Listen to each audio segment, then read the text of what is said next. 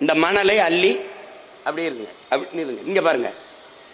இந்த மணலை அள்ளி அள்ளி நம்ம கொண்டு போய் விற்கிறோம். அவன் என்ன சொல்றான், நமக்கு புத்தால்தனமா நம்ம என்ன கேள்வி எழுப்புறான், மணல் அல்லைன்னா வீடு எப்படி கட்டுறதுங்கிறான். தமிழ்நாட்டு மக்களின் மணல் தேவைக்கு மட்டும்தான் தமிழ்நாட்டு ஆறுகளில் மணல் அள்ளப்பட்டதா அப்படிங்கிற கேள்வி உடனே நமக்கு எழுது. நமது முன்னவர்கள் எத்தனாயிரம் ஆண்டுகளாக இந்த நிலத்தில் நாம் வாழ்கிறோம். அப்ப இந்த ஆறுகளில் மண்ணள்ளி தீர்த்தமா? இந்த ஆறுகள் எல்லாம் மண்ணு தீர்ந்து போனதா? கோட்டை கட்டி ஆண்டோம், அரண்மனைகள் எல்லாம் கட்டி வாழ்ந்தோம், பெரிய பெரிய வீடுகளை கட்டி வாழ்ந்தோம். அப்போதெல்லாம் ஆறுகளில் இந்த மணல் மொத்தமாக அள்ளி முடிக்கப்படாத போது இப்போது மட்டும் ஏன் தீர்ந்து போனது என்ற கேள்வியை நீங்க எழுப்பி பார்க்கணும். தமிழக மக்களின் மணல் தேவைக்கு மட்டும் அள்ளப்படாமல் பிற மாநிலங்களில் மணல் தேவைக்கும் உலக நாடுகளின் மணல் தேவைக்கும் அள்ளி விற்கப்பட்டது. ஆற்றின் மணல் காசாக பார்க்கப்பட்டது.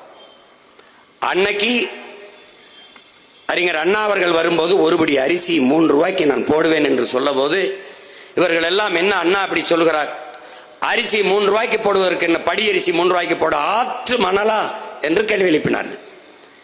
ஆனால் இன்றைக்கு படி அரிசி இலவசமாக இந்த திராவிட அரசுகள் கொடுக்கிறது, ஆற்று மணல் 1000 ரூபாய்க்கு விற்கிறது. எப்படி இருக்கு? இப்போ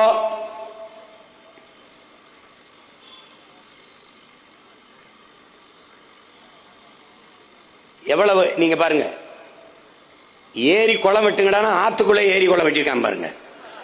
இந்த பாருங்க, 3 அடிதான் மண் அல்லணுங்கிறது அரசினுடைய சட்டம். 3 அடிதான் அல்லணும்னு அவன் இரும்பு கை கொண்டு 30 அடிக்கு அள்ளியிருப்பான். 30 அடிக்கு இரும்பு கை கொண்டு பொக்களை நெந்தரம் கொண்டு அள்ளிக்கொண்டே இருப்பான். பாருங்க, வண்டி வண்டியா போகுது பாருங்க, போய்கிட்டே இருக்கு. அவ்வளவும் இதை காசா பாக்குறான். கொண்டு போய் பிற மாநிலங்களுக்கு, இங்கே பாலாற்று மணல் கிடைக்கும், அங்கே தாமிரபரணி ஆற்று மணல் கிடைக்கும் என்று எல்லா மாநிலங்களும் எழுதி வைக்கப்பட்டு விற்கப்படுகிறது. இதை அள்ளி தின்றது இந்த திராவிட பெருமக்கள் தான். இது ஒரு சனியன், இது ஒரு சனியன். இந்த 2 சனியனையும் சட்டையா தச்சு கொண்டு இப்ப ஒரு சனியன் சனிக்கிழமை வரும். இத சொன்னதுக்கு தான் அண்ணாவை சொல்லிட்டாரு, எம்ஜிஆர் சொல்லிட்டாரு. இந்த 2 சனியனை தான் சொல்றேன். புரியுதா?